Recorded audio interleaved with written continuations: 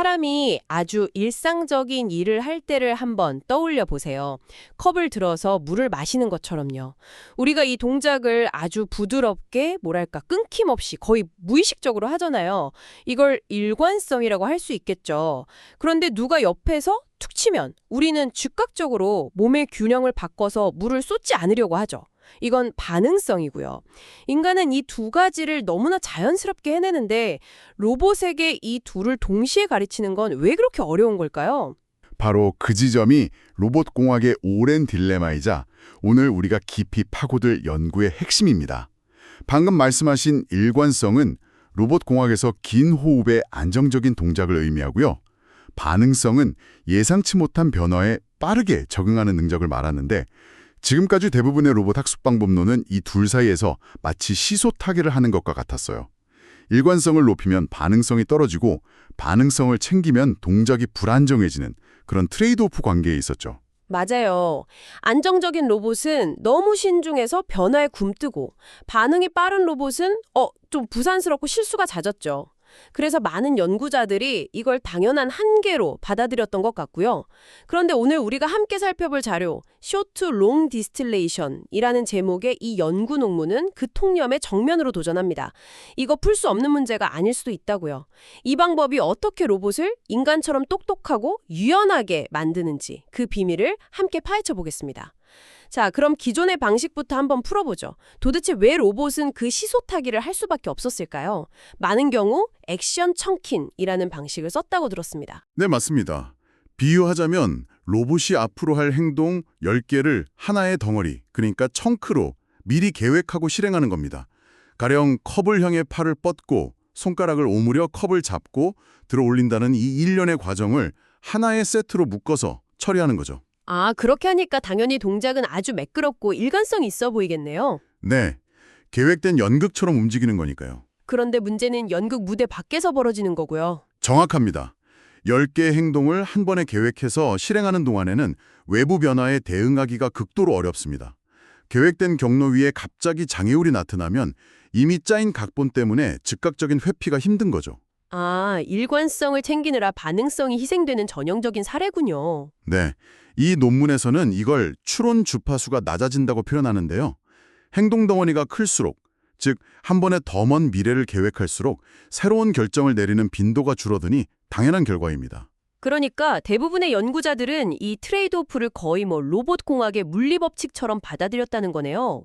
일관성을 높이려면 미래를 길게 예측해야 하고 그러려면 반응이 느려지는 건 감수해야 한다고요. 그랬었죠? 그런데 이 논문의 저자들은 아주 근본적인 질문을 던집니다.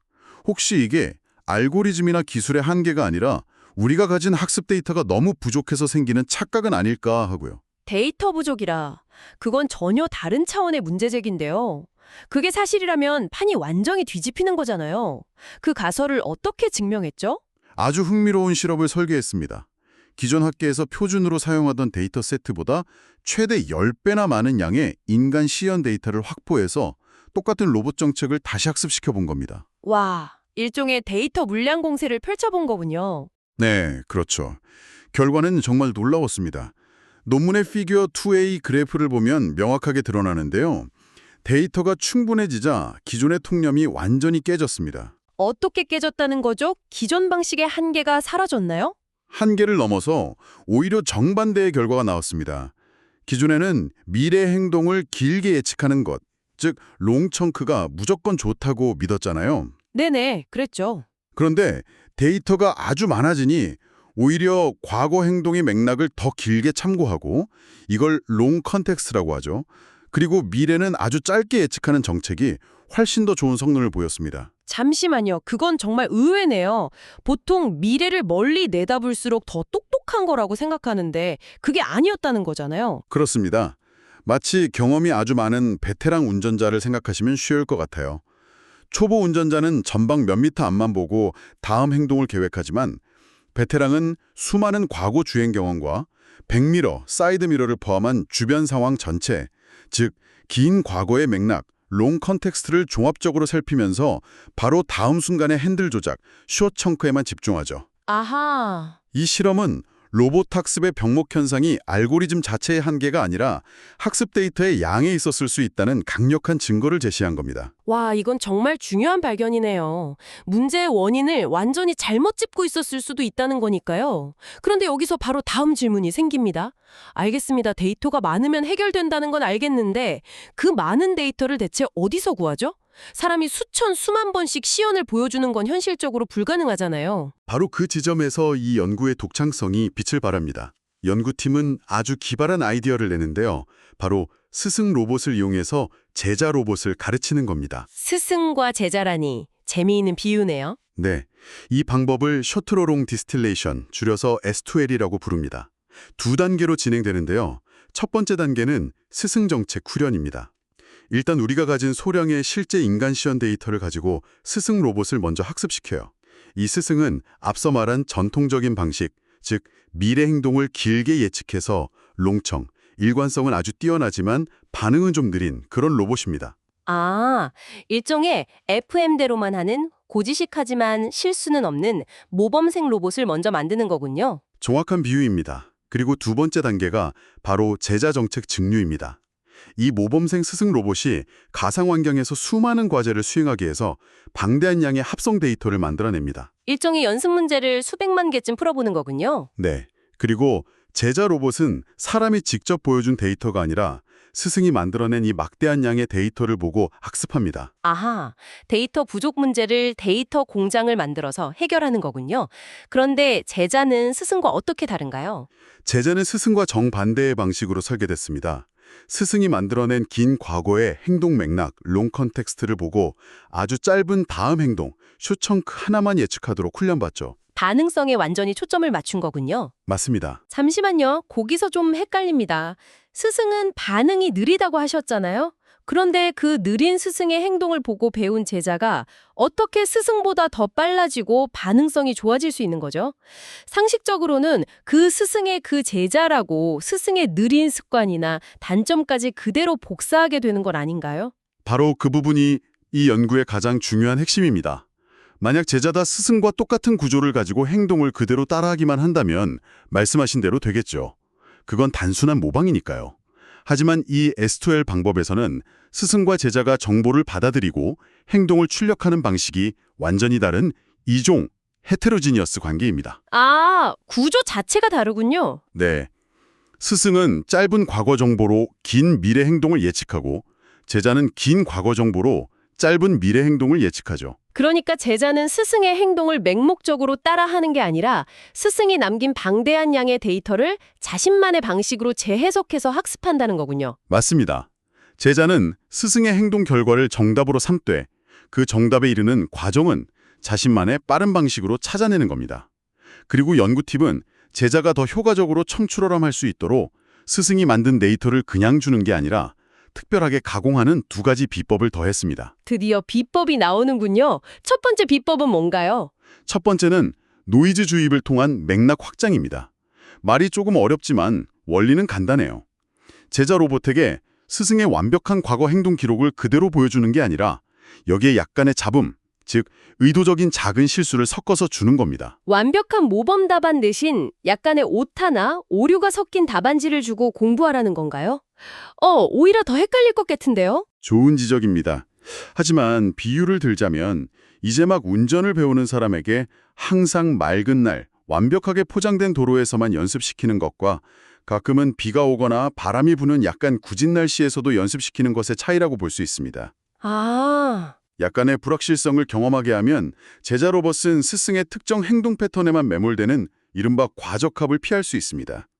덕분에 더 다양한 돌발 상황에 대처할 수 있는 강인함, 즉 일반화 성능을 기르게 되죠. 너무 온실속 화초처럼 키우면 오히려 응용력이 떨어진다는 거군요. 일종의 예방주사 같은 거네요. 그런데 그 노이즈라는 것도 적정 수준이 중요하겠어요. 물론입니다. 논문의 피겨 3A 그래프를 보면 그 점이 명확히 나타납니다.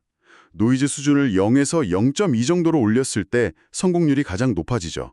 하지만 그 이상으로 노이즈가 심해지면 예를 들어 폭설이 쏟아지는 상황에서 운전을 가르치는 것처럼 오히려 학습을 방해해서 성능이 다시 급격히 떨어집니다. 적절한 수준의 건강한 스트레스가 제자를 더 강하게 만드는 셈이네요. 네, 맞습니다. 흥미롭네요. 일부러 좀 흔들어서 더 튼튼하게 만드는 거군요. 그런데 이런 불확실성에 잘 대처하는 능력만으로는 부족할 것 같아요.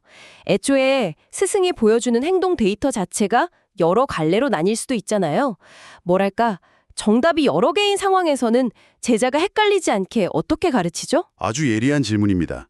그게 바로 두 번째 비법인 모드 탐색을 통한 청크 최적화로 연결됩니다. 스승 로봇이 어떤 상황에서 다음 행동을 예측할 때 사실 정답은 하나가 아닐 수 있거든요. 네. 예를 들어 컵을 잡을 때 약간 왼쪽으로 돌아잡을 수도 있고 오른쪽으로 돌아잡을 수도 있죠.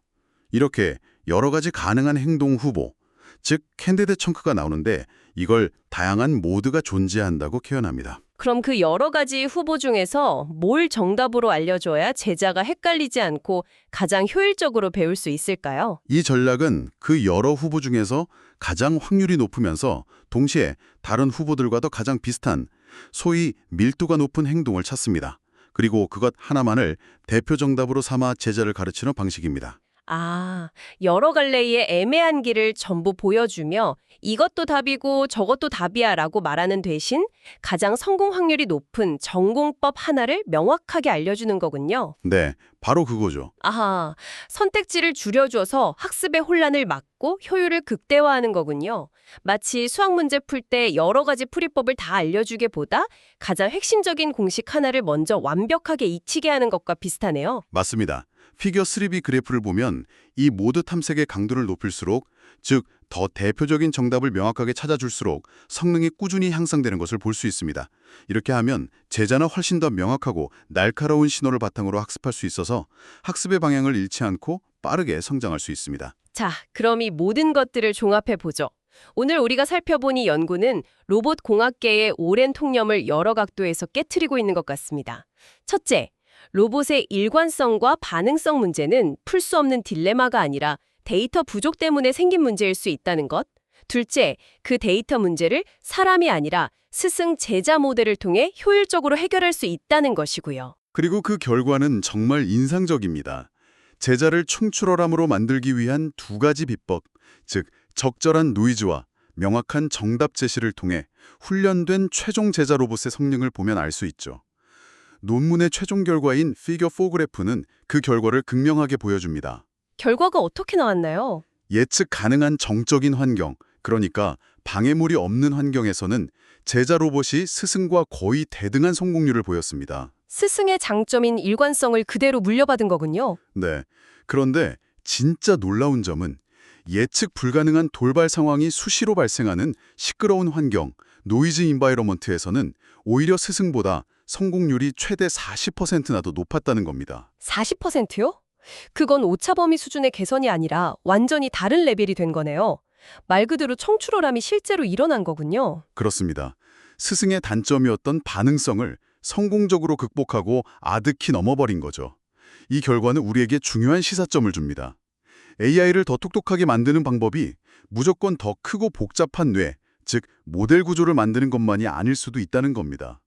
그보다는 양질의 합성 데이터를 어떻게 생성하고 어떻게 효과적으로 가공하여 지식을 전달하는지, 즉 더 좋은 선생님과 더 효과적인 교육법을 찾는 것이 미래 로봇 학습의 더 중요한 열쇠가 될 수 있음을 보여줍니다. 이 연구는 AI가 또 다른 AI를 가르치는 방식으로 특정 로봇 조작 기술을 다루었습니다. 여기서 한 걸음 더 나아가 생각해 볼 질문을 당신께 던져드리고 싶습니다. 인간이 직접 대량으로 시연하기 어려운 더 복잡하고 추상적인 능력들, 예를 들어 예술 작품을 만드는 창의적인 감각이나 대화 속 미묘한 분위기를 파악하는 사회적 상호작용 같은 것들도 이런 불완전한 스승과 똑똑한 제자의 방식으로 로봇에게 가르칠 수 있게 될까요?